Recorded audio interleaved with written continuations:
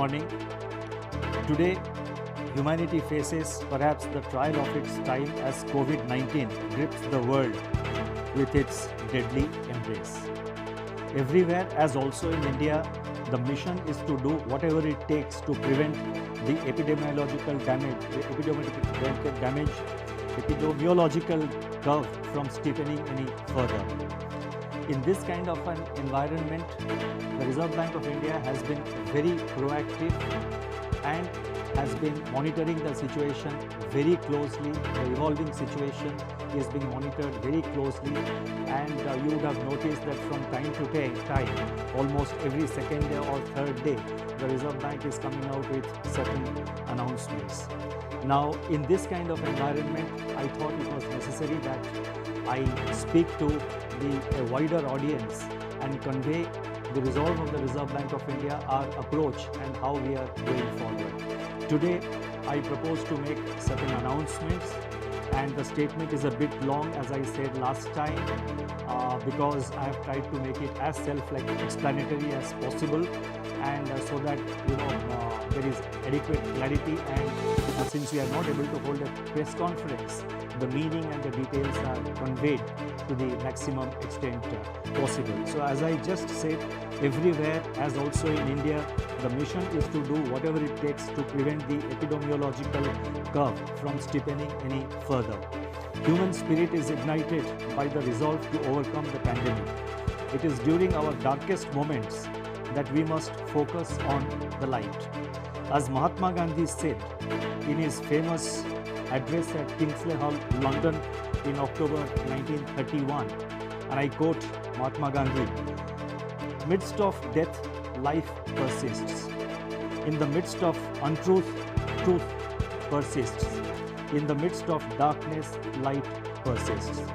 Before I begin, I wish to place on record our gratitude to all the functionaries and personnel in the government, the private sector, banks and other financial institutions who risk their lives on a daily basis by going to work or by working from home to fight the pandemic by keeping essential services fully operational.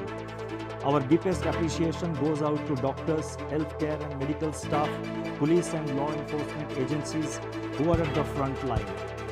In the RBI, I would like to specially commend and thank our team of 150 officers, staff and service providers who are in quarantine away from their families and are at work 24/7 to keep essential services such as currency in circulation, retail and wholesale payments and settlement systems, reserve management, financial markets, liquidity management, financial regulation and supervision, and a host of other services available so that the nation may survive COVID-19. Banks and financial institutions have risen to the occasion and have ensured normal functioning. Their efforts are praiseworthy. I would like to thank my colleagues in the Reserve Bank of India who set aside personal health concerns and join me in fashioning the array of measures taken by the RBI in the context of COVID-19. I also thank our teams for their intellectual support, analytical work and logistical arrangements. I would first like to highlight or give our assessment of the current economic situation. Since March 27, 2020, when I spoke to you last, the macroeconomic and financial landscape has deteriorated precipitously in some areas, but light still shines through bravely in some others. On April 14, the IMF released its global growth projections, revealing that in 2020, global economy is expected to plunge into the worst recession since the Great Depression, far worse than what had happened during the global financial crisis. The IMF's economic counselor has named it the Great Lockdown, estimating the cumulative loss to global GDP over 2020 and 21 at around $9 trillion, which is greater than the economies of Japan and Germany combined. Within this downturn, the projections are replete with even sharper declines in output in various countries. India is among the handful of countries that is projected to cling on somewhat tenuously to positive growth at 1.9%. In fact, this is the highest growth rate among the G20 economies as estimated by the IMF. The World Trade Organization sees world merchandise trade contracting by as much as 13 to 32%. I repeat, 13 to 32% in 2020. Global financial markets remain volatile and emerging market economies are grappling with capital and volatile exchange rates. Crude oil prices remain in a state of flux despite the agreement on production cuts by OPEC Plus countries. For 2021, the IMF projects sizable V-shaped recoveries, close to 9 percentage points for the global GDP. India is expected to post a sharp turnaround and resume its pre-COVID, pre-slowdown trajectory by growing at 7.4% in 2021-22. Over the last 3 weeks, there have been a few data releases on domestic developments, but they are too disjointed to allow a comprehensive assessment of the state of economy. Yet, there are a few slivers of brightness among the encircling gloom. In my statement of March 27, I had referred to continuing resilience of agriculture and allied activities on the back of all-time highs in production of food grains and horticulture, with huge buffer stocks of rice and wheat far in excess of the buffer norms. By April 10, pre-monsoon Kharif sowing had begun strongly, with acres of paddy, which as you know is the principal Kharif crop, up by 37% in comparison with the last season, that is in comparison with the Kharif of 2019. States such as West Bengal, Telangana, Odisha, Assam, Karnataka and Chhattisgarh are leading in sowing activity despite the lockdown. On April 15, the India Meteorological Department IMD forecast a normal southwest monsoon for 2020 season, with rainfall expected to be 100% of the long period average. These are early developments and they bode well for our rural demand, supported as they are by accelerating fertilizer production, which was noticed up to February 2020. The robust growth of 21.3% in tractor sales up to February 2020 as against a contraction of 0.5% in the corresponding period of the previous year may provide an offset to farm labor shortage on account of the lockdown. In other production sectors, the situation is more somber. On April 9, the Index of Industrial Production for February was released, showing that industrial output accelerated to its highest rate in 7 months. The impact of COVID-19 is not yet captured in these trends. So therefore, there is no reason to get misled by the IIP data which was released up to February, because the impact of COVID-19 comes thereafter. More tellingly, however, the revival in electricity generation, a coincident indicator of demand that had commenced from January 2020, has been halted by a sharp fall in daily demand in the range of 25 to 30% after the lockdown announcement on March 25th.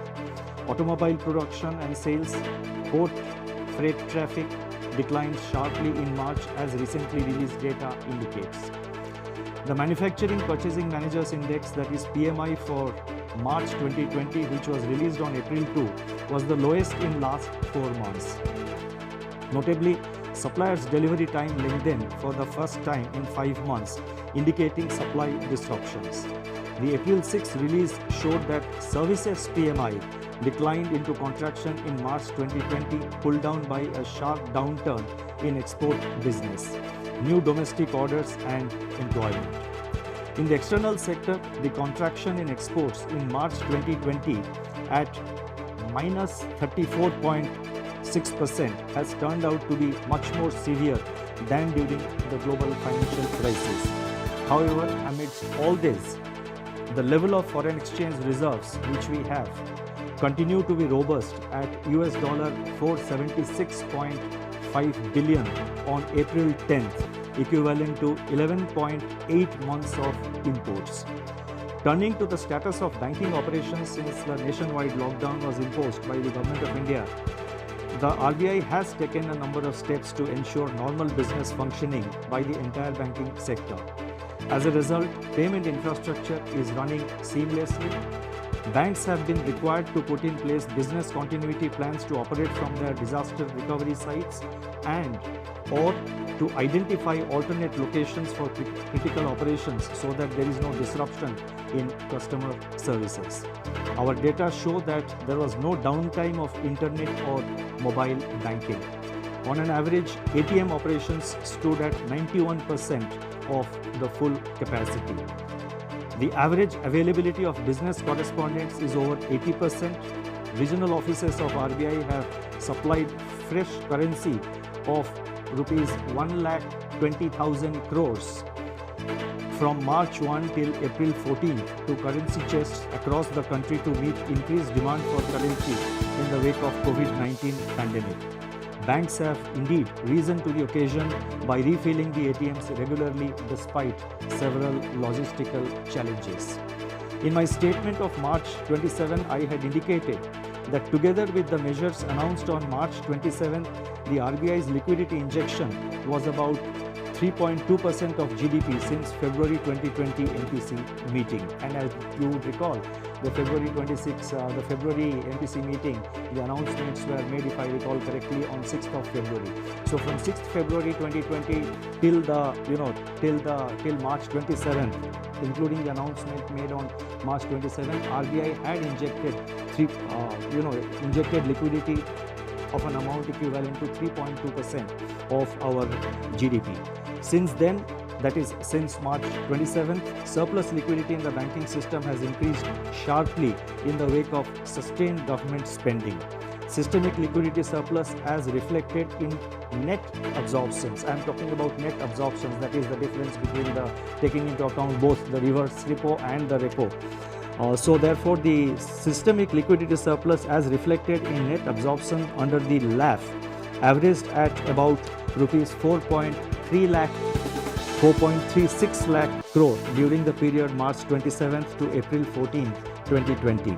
As announced on March 27, the RBI undertook 3 auctions of targeted term repo operations, that is TLTRO, injecting cumulatively rupees 75,041 crore to each